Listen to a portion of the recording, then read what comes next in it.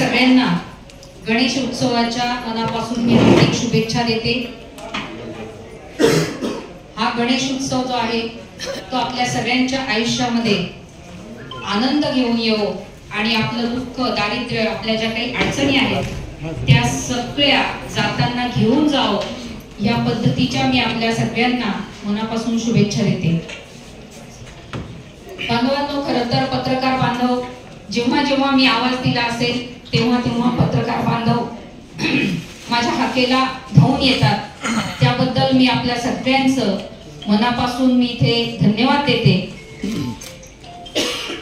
खरं तर उद्या 9 तारीख आणि उद्यापासून आम्ही शिवसेना, युवासेना, महिला आघाडी, शिवसेना उद्धव बाळासाहेब ठाकरे या पक्षाच्या वतीने आम्ही सगळ्यांनी या पाचोरा भडगाव विधानसभा मतदारसंघामध्ये या आधी पण मी सांगितलंय की भयमुक्त, भ्रष्टाचार मुक्त, सर्वांगीण विकासाचं विशाल ध्येय घेऊन आम्ही या मतदारसंघात आलेलो आहोत आणि त्या ध्येय पूर्ण करण्यासाठी आम्ही उद्यापासून नागरिकांच्या भेटीला ग्रामीण भागातून सुरुवात करणार आहोत। यासाठी आम्ही एक शेतकरी शिवसंवाद नावाचा एक यात्रा आम्ही काढणार आहोत आणि आताच थोड्या वेळापूर्वी आपण त्या रथाचं जे काही आपण सुरुवात केली, तात्यासाहेबांच्या पुतळ्याला हार घालून अनावरण करून आपण रथाचे पूजन केलं। शेतकरी जे आहेत, खरोखरे सच्चे शेतकरी आहेत, ते शेतकऱ्यांच्या हाताने आपण त्या रथाचं पूजन केलं आणि त्याचा श्री गणेश आपण आज केला आणि उद्या सकाळपासून 8 वाजेपासून आमचा हा दौरा सुरू होणार आहे।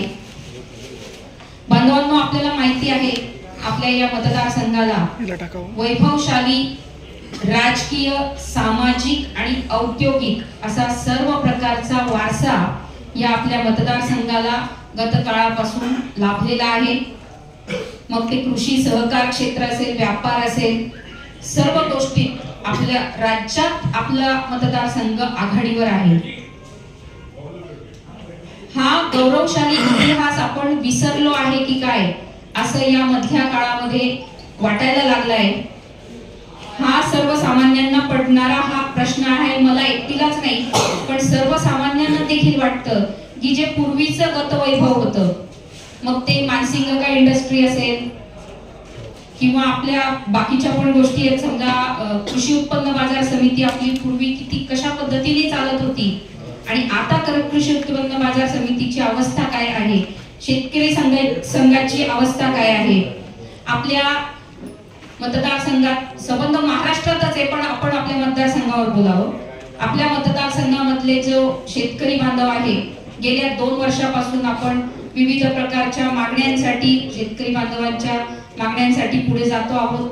म्हणजे शेतकरी अडचणीत आहे, आमच्या मतदारसंघातील तरुण बेरोजगार आहे, आमच्या मतदारसंघामध्ये महिला सुरक्षित नाही, अशा एक ना अनेक अडचणी आणि दुःखाचे डोंगर आमच्या समोर मोठा उभा आहे आणि त्या सगळ्या गोष्टी ज्या आहेत त्या मग ते केंद्र सरकार असेल किंवा राज्य सरकार असेल यांच्या चुकीच्या धोरणामुळे हे सगळं चाललेलं आहे। तर आम्ही या आता उद्यापासून जो काही दौरा चालू होणार आहे त्या दौऱ्यामध्ये आमचं मूळ उद्दिष्ट असं आहे की या मतदारसंघातील जनतेच्या अडीअडचणी काय आहेत। खरं तर गेल्या 2 वर्षापासून मी मतदारसंघात फिरते आहे, या मतदारसंघातील अडीअडचणी सगळ्या समजावून घेतलेल्याच आहेत, पण तरी सुद्धा प्रत्येकाच्या जवळ जाऊन जर आपण विचारले अडचणी आणि अजून त्यांच्या काय प्रत्येक, समजा आता हा गट आहे, समजा उद्या आम्ही नगरदेवळा गटाला जर सुरुवात केली तर नगरदेवळ्याच्या प्रामुख्याने काय काय अडचणी आहेत त्या गट वाईज या अडचणी आम्ही समजून घेणार आहोत। त्यासाठीचा हा दौरा आहे।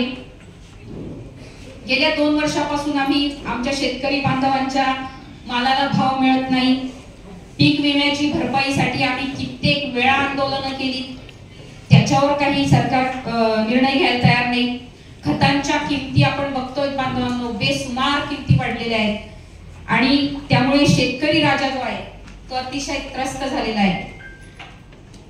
कृषी व्यवस्था, कृषी माल प्रक्रिया असेल किंवा जी काही स्टोरेज असतं, साठवणूक असते, समजा कोल्ड स्टोरेज असेल, या बाबतीमध्ये जे मधल्या काळामध्ये कृषी उत्पन्न बाजार समितीच्या निवडणुकीच्या वेळी आमदारांनी सांगितलं होतं की कोल्ड स्टोरेजची मी उभारणी करेल, परंतु ह्या सगळ्या गोष्टी ज्या आहेत त्या फक्त हवेत राहिल्या आहेत. त्याच्यावर कुठलाही निर्णय जो व्हायला पाहिजे त्या पद्धतीने झालेला नाही. मला वाटतं 6-7-8 महिन्याच्या वरती कृषी उत्पन्न बाजार समितीची निवडणूक होऊन झालेल्या आहेत, पण तरी सुद्धा त्यांनी ज्या ज्या घोषणा केल्या होत्या त्या घोषणा अजून कुठलाही गोष्टीवर निर्णय झालेला नाही. आणि सगळ्यात मोठा प्रश्न तर आपल्या भागामधला आहे गिरणा संवर्धनाचा. बांधवांनो, आपल्या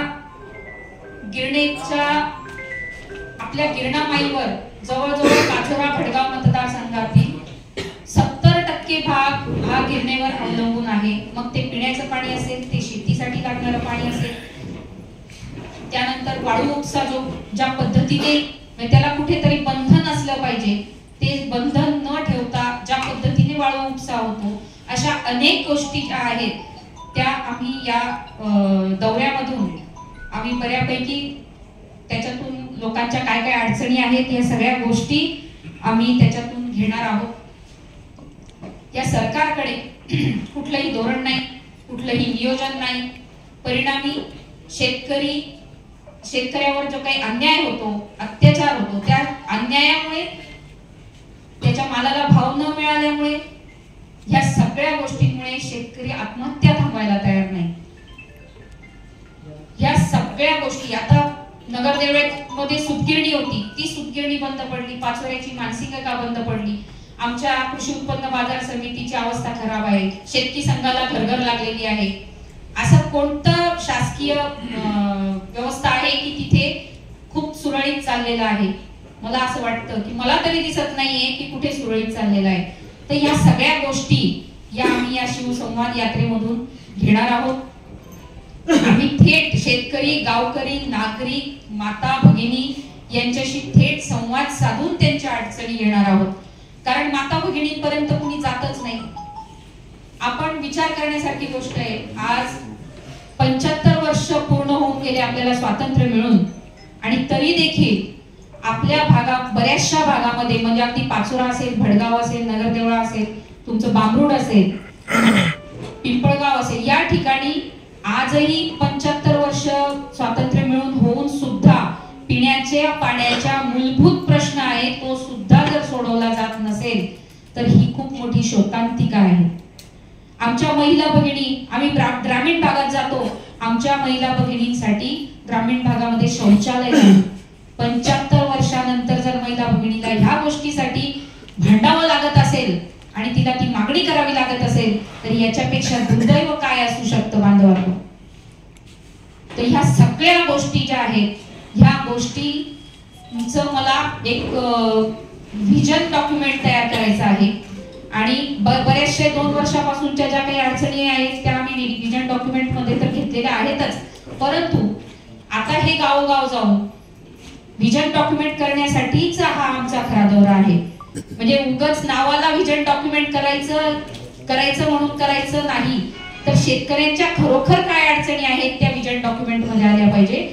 त्यासाठी हा प्रत्येक गटातला, प्रत्येक गणातला आणि प्रत्येक गावातला हा दौरा होणार आहे. बांधवांनो, सत्तेशी आणि निष्ठेशी, तत्वाशी, धर्माशी, या जीवन मूल्यांशी बांधील असणाऱ्या आमच्या लेखणी असणारे आमचे बांधव, खरोखर मी तुम्हाला सगळ्यांना विनंती करते की आपण या सगळ्या गोष्टीचं सगळ्यांनी व्यवस्थित पेपरमध्ये देऊन आणि चांगल्या पद्धतीने याला मायलेज दिलं पाहिजे अशी मी आपल्या सगळ्यांना विनंती करते. आणि उद्याचा जो दौरा आहे तो दौरा आमचा सुरुवातीला 9 तारखेला सकाळी उद्या 8 वाजता आमचा दौरा चालू होईल. 8-8:30 ला सुरू झाल्यानंतर आम्ही आता नगरदेवळा गण अगोदर, नंतर मग बाळत गण, असं 3 दिवस आम्ही एका गटाला वेळ देणार आहे. 3-3.5 दिवस फिरणार आणि मग चौथ्या दिवशी शेतकरी मेळावा घेणार आहोत। 12 तारखेला नगरदेवळाला शेतकरी मेळावा असेल। नंतर 13 तारखेपासून तर 16 तारखेपर्यंत खडकदेवळा लोहटार गट असणार आहे। खडकदेवळा लोहटार गट 13, 14, 15 पूर्ण फिरल्यानंतर 16 तारखेला सकाळी 11 वाजता नाथ मंदिरामध्ये शेतकरी मेळावा होणार आहे। नगरदेवळाचा शेतकरी मेळावा सावता माळी मंगळ कार्यालयामध्ये होणार आहे आणि खडकदेवळा लोहटारचा जो आहे तो नाथ मंदिरामध्ये होणार आहे। त्यानंतर 18 तारखेला 18 ते 21 हा बांबरूड कुरंगी गट असणार आहे आणि 21 तारखेला नांद्र्याला देवीचं मंदिर जे आहे तिथे तुळजाभवानी मंदिराच्या तिथे शेतकरी मेळावा होणार आहे। त्यानंतर पिंपळगाव हरेश्वर आणि शिंदाडगड ते 23 ते 26 तारखेपर्यंत तो दौरा असेल आणि 26 तारखेला पिंपळगाव हरेश्वरला शेतकरी मेळावा होणार आहे। त्यानंतर शेवटचा राऊंड जो आहे पाचोरा तालुक्यातील तो 27 तारखेला आम्ही वरखेडीला शेतकरी मेळावा आम्ही 27 तारखेला वरखेडीला घेणार आहोत। असं 27 ते 30 तारखेपर्यंत समजा एखाद दिवस मागे पुढे जर झाला शक्यतो आम्ही हा 100% हा प्लॅनिंग जसाच्या तसा ठेवण्याचा प्रयत्न असेल, पण एखाद्या काही कारणाने जर मागे पुढे झालं तर 30 तारखेपर्यंत आम्ही पाचोरा तालुका हा पूर्ण पिंजून काढणार आहोत आणि 30 तारखेच्या नंतर 1 ऑक्टोबर ते 10 ऑक्टोबर या पिरियड मध्ये भडगाव तालुक्याकडे आम्ही वळणार आहोत। त्याच्यामुळे 10 ऑक्टोबर पर्यंत आमचा हा जो दौरा आहे हा पूर्ण होणार आहे।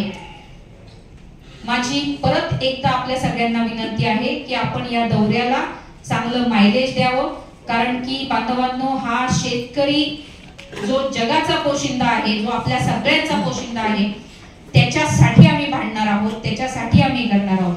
आणि हा जो काही तरुण आहे भरकटलेला आहे, या तरुणाला हाताला कुठेतरी काम मिळालं पाहिजे, त्यांच्या काय भावना आहेत, आमच्या महिला भगिनींच्या काय अडचणी आहेत, तर ह्या सगळ्यांसाठी हा दौरा यशस्वी होणारच आहे, कारण की ही सबंध जनतेची गरज आहे।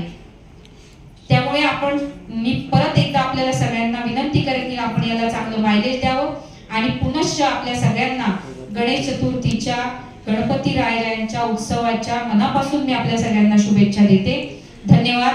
जय हिंद, जय महाराष्ट्र।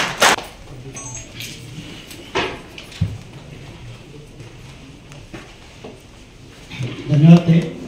तुम्हाला प्रत्येक पत्रकार बांधवाला आपल्या पत्रकार बांधव म्हणून जो ग्रुप आहे तो विनंती करतो की त्यांनी आभार। आमच्या चॅनलला लाईक करा, सबस्क्राईब करा, बेल आयकॉनवर क्लिक करा आणि हो शेअर करायला विसरू नका।